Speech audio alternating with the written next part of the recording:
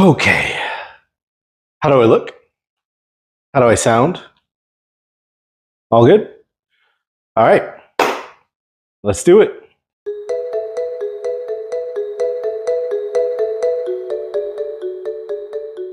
Hello, YouTube, and welcome to my channel. My name is Darren, and this is my first video. I've got lots of interests, but the main thing that I'm going to be talking about today is a movie, specifically The Odyssey, which you probably know if you saw my thumbnail and you saw the title of this video. So, yes, my first video here will just be a review of the film The Odyssey, which I saw this weekend. And I'm just going to start by saying it is a fantastic movie. So I made some notes. I didn't quite write a script. I started to write a script and then I was like, well, I'm just going to give you sort of my off-the-cuff review here because that's just me being authentic, and that's how I am, and that's how I talk. So I'll be referring to some notes, but otherwise you're going to get straight up, off the cuff, Darren reviewing The Odyssey. All right, so let's dive into it.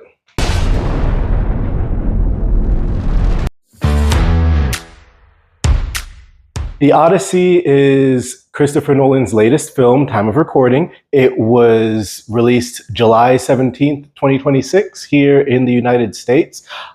Just so that you know, I will not be covering any of the controversies, casting, etc. That surrounded this film before. I'll let y'all deal with this. You can have your own feelings about that, whatever. I am just going to be dealing with the movie as it pertains to the movie that was released. That also means that I'm not going to spend a whole lot of time on stuff that was changed from the Odyssey, which I could absolutely go into, such as the gods playing a slightly larger part in the film, some of Odysseus's extra adventures with the Phaeacians, the bag of winds that blew him off course, Telemachus's further adventures, etc., etc. So I am not going to get into that.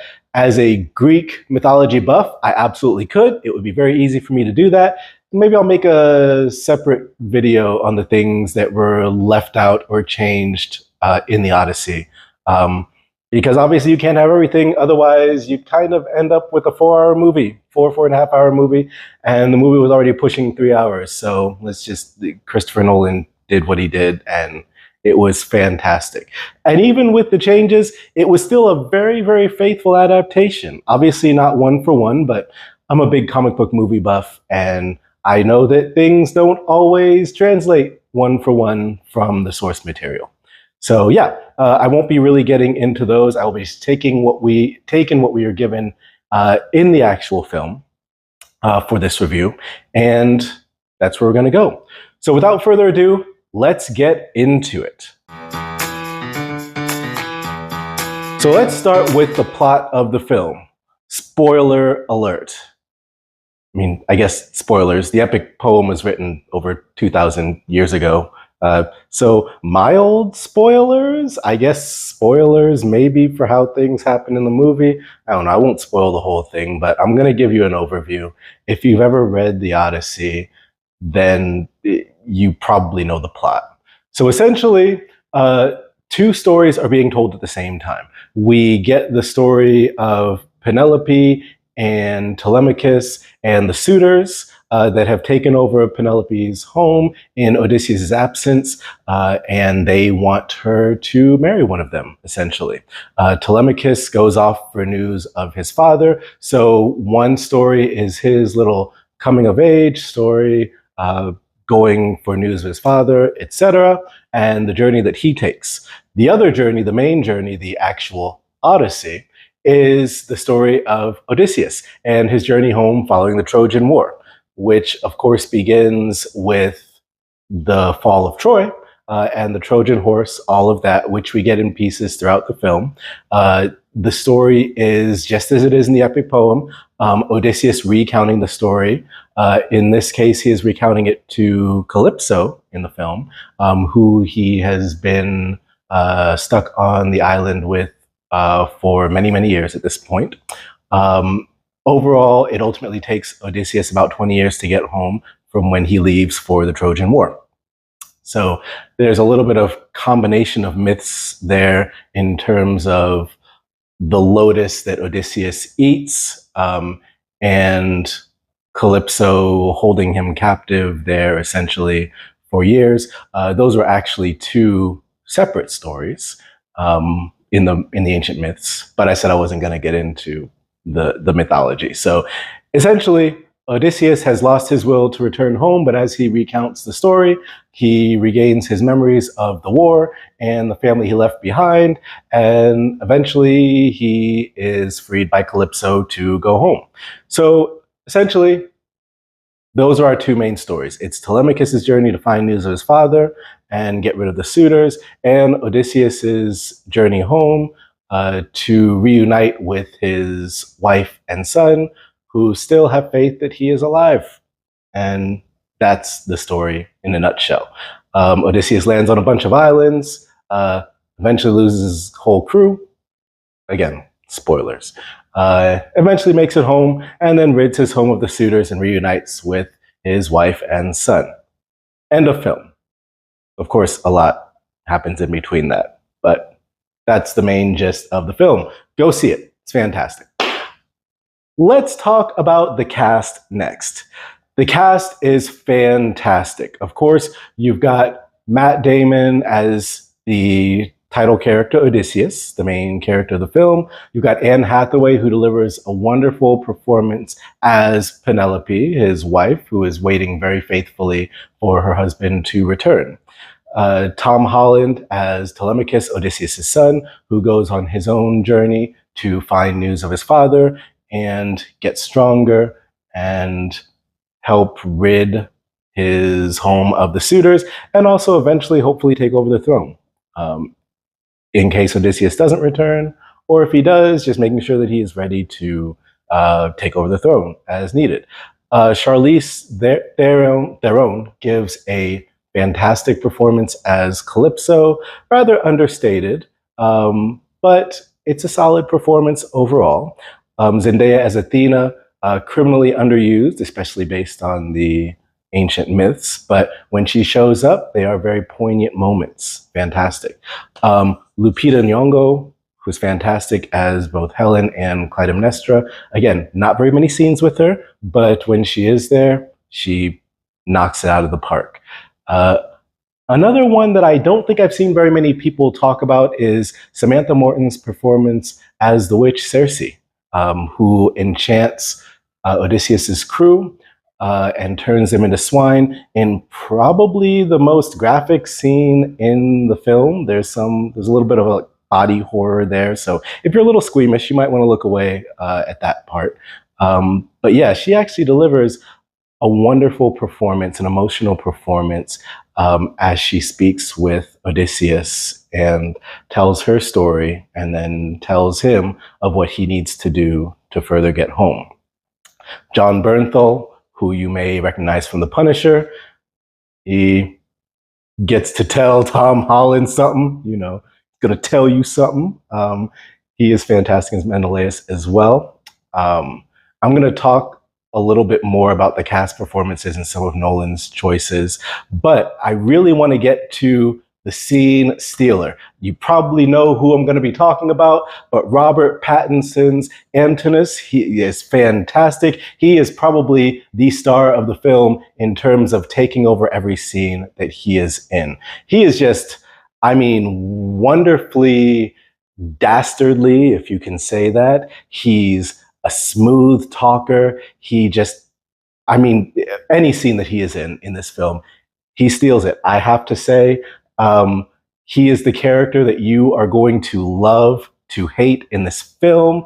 That is the mark of a solid actor. Robert Pattinson making his career of making sure that we all forget that he was in Twilight. And he's doing a pretty good job of it.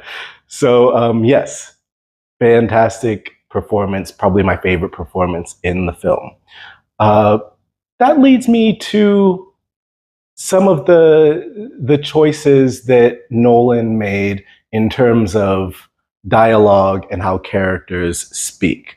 So with a film like this, you'd probably be used to a bit more of a like formal way of speaking, etc., where, you know, it's like my mother or my father or this land that we've landed on, etc., blah, blah, blah, blah. Nolan makes the interesting choice to have everyone speak with their American accents and use pretty 21st century dialogue, like my mom or my dad's, like, I know my dad's alive, and so forth and so on. I mean, these sound like Americans in this movie about all these Greeks. And at first, it was a little bit jarring to me. I was like, I, I don't know what to think about this. But two things. One, it basically becomes a non-factor throughout the movie. You kind of forget and you just get used to it. You're so enveloped in the story that the way that the characters speak, it doesn't even really make much of a difference, honestly. And the other thing is, I like to think of it as this. I like to justify it like this. They're all speaking Greek, and this is just our perception of them speaking Greek, in which case they are speaking English so that we can understand them. So it's the in-universe translation of the Greek for the audience. So just imagine they're all speaking Greek if you really have a problem with it, and it's just being translated into our ears as words we'll understand. So I thought I would have more of a problem with that than I did, but it ultimately, like I said, ended up being a non-factor. It didn't influence my enjoyment of the film at all. It didn't take away from any scenes at all. It was a non-issue. So fantastic, solid choice, and I'm glad that Nolan made that choice. Let's get to just a couple of maybe minor issues that I had with the film. First of all, the film is loud. It is, if you have like concert earplugs or the like, I would probably recommend bringing them if you're sensitive to sound. I think I walked out of the theater and my ears were ringing just a little bit. If you see Nolan's films, this is just what he does. Knowing it's a Christopher Nolan film, you'd probably expect that his sound mixing is just, I don't know, he emphasizes those loud moments. Dialogue will be really loud, and then it'll get drowned out by the sound of thunder, or even things like people getting stabbed, or, clangs of swords, etc. They just kind of overpower you. I heard some people say that some of the dialogue felt a little drowned out. Maybe I was just really paying attention to the dialogue, but I never really felt that way when it came to the sound mixing. Now, keep in mind, I've only seen the movie once, but like I said, I was locked into the dialogue. I didn't feel like I lost anything from the dialogue through the sound mixing. I just felt it was really loud, which I kind of knew going into it. I expected that. It's a Christopher Nolan film. Like I said, he has a certain style in terms of his sound, so you're going to get it. Like the waves crashing are going to be like, it's going to feel like you're in the water. Like it's that loud. So that's the one thing. The other thing was there were maybe a couple of scenes where the dynamic color or the light and darkness contrast was a little bit much. It made it a little bit hard to watch. There's one scene in particular where the Odysseus crew is facing the wrath of Zeus. I won't super spoil it, but you'll know when you get there. There's one scene where they're facing the wrath of Zeus. If you know anything about Zeus, he hurls thunderbolts. Now, this scene takes place at night, and they are in a massive torrential storm on the seas. And Zeus is striking everything down with lightning bolts, which, again, the scene is done very, very well, but the contrast between the darkness and light, it lights up the entire theater. I had to kind of squint when watching it simply because it was just so bright. The film itself wasn't super violent. There isn't a whole bunch of gore, etc. Like violent stuff happens, but it mostly cuts away from it, etc. So it's nothing to worry about there. Like I said, the only things I really sort of had to look away from or like squint through or whatnot were like, there's a little bit of grotesque body horror. And then that scene where the dark light contrast. It goes on for what feels like a pretty long time. It's probably a solid maybe 3 or 4 minutes of this storm where it's just dark light. And it made it just a little hard to watch in a dark theater. So that might be a little hard if you're sensitive to bright lights. But overall, I thought it was fantastic. Those are really kind of my only two major gripes with the film. Yeah, overall, it was a fantastic, grand spectacle of a film. The Odyssey was wonderful. As I mentioned, it is quite faithful to the original epic poem. Again, they changed some things, but you'd only really know it if you really know the poem. The story flows very well, and the changes they made sense in terms of the flow of the story, and everything just, it works. By far, probably the best film that I've seen this year. And I've seen 3 films in theaters this year: Project Hail Mary, Supergirl, and this one. I'm trying to think if I've seen any others, but okay, I know that's kind of a low bar to clear, but it's fantastic. I highly recommend you go see it. It is a spectacle. It is probably the spectacle of summer 2026, time of recording. I think you'll really like it. My ultimate rating is a 9 out of 10. So yeah, I enjoyed it. The movie is almost 3 hours long. It didn't feel like it. You get so enveloped in the story. Obviously, there's a lot of setup in the beginning. It's dialogue heavy for about the first 20 or 30 minutes-ish. But once it gets going, it gets going. So yes, go see it. Please, please, please go see it. I think you will enjoy it. I know I did. I enjoyed doing this review of the Odyssey, and I will probably do more movie reviews because this is fun. As a first video, I had a good time making this. So I hope you enjoyed this video.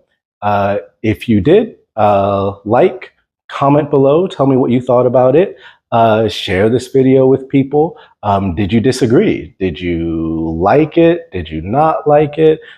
Did you not like the acting? Were the changes from the epic poem too much for you?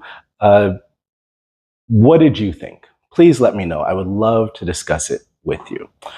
So until my next video, I hope that you enjoyed this one, and I will see y'all soon. So that was my first YouTube video, a review of the Odyssey. I hope you all enjoyed it. Just a little bit about me. I'm Darren. I'm based in the Atlanta area. I have lots of wide interests. I love fitness. I'm a fitness coach, personal trainer, and I work out a lot. I love working out. I am a musician, so professional musician. I'm a music teacher. I play multiple instruments. Flute, piano, guitar, trumpet, violin. So you'll probably see some music content on this channel in addition to fitness content. I love movies, obviously. I like comic book movies. I like action. I like comedy. I like adventure films. Not huge into sci-fi, but I will see some sci-fi if it seems good. Yeah. Going off of that, I'm just a big old nerd, right? I love anime. You can probably tell from my shirt. If you get the reference, I'm sorry. If you don't, go watch Full Metal Alchemist. Go watch Full Metal Alchemist Brotherhood. Anyway, that's beside the point.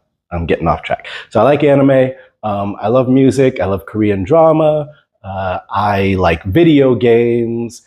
I love sports. That's a big thing for me. I love football. I love basketball. The NBA and the WNBA will always have my heart.